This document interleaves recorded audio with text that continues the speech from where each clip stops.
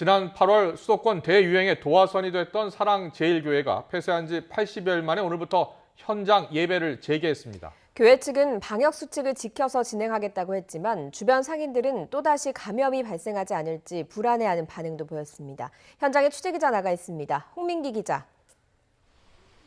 네, 서울 장위동 사랑제일교회 앞에 나와 있습니다. 신도들이 현장 예배에 많이 참석했습니까? 네, 지금 현재 파악되는 인원은 약 예배 400명 정도인데요. 조금 전인 오전 11시부터 예배가 다시 시작됐습니다. 지금 제 뒤로는 그동안 차량 등으로 막혀있던 골목이 다시 열린 모습도 볼 수 있는데요. 교회 앞에는 오늘 아침부터 지금까지 교인들의 발걸음이 잇따랐습니다. 사랑제일교회가 오늘 현장 예배를 재개한 건데요. 예배당에 들어가기 전에는 체온 측정과 손 소독을 하고 또 사전 신청 명단에서 이름을 확인한 뒤에야 들어갈 수 있습니다.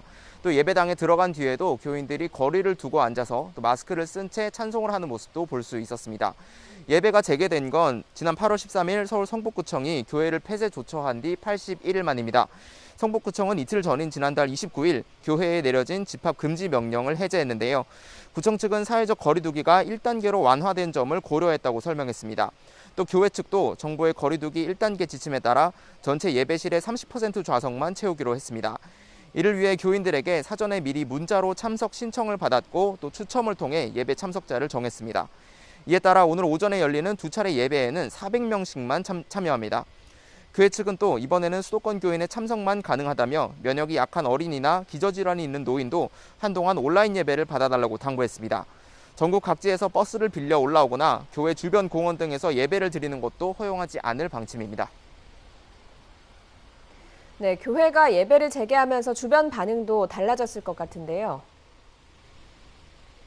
네, 그렇습니다. 교인들이 다시 교회에 모이면서 교회 주변 상인들은 불안한 것이 사실이라고 말했습니다. 지난 8월 사랑제일교회 등을 중심으로 시작된 집단 감염이 전국으로 퍼져 나갔기 때문인데요.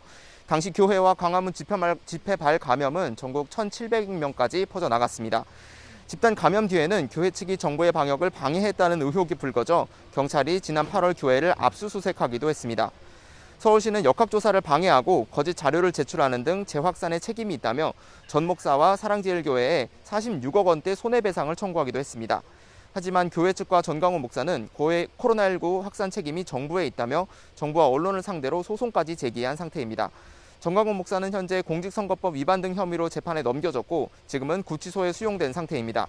이와 별도로 감염병 예방법 위반 혐의로도 고발돼 최근 구치소에서 경찰 조사를 받기도 했습니다.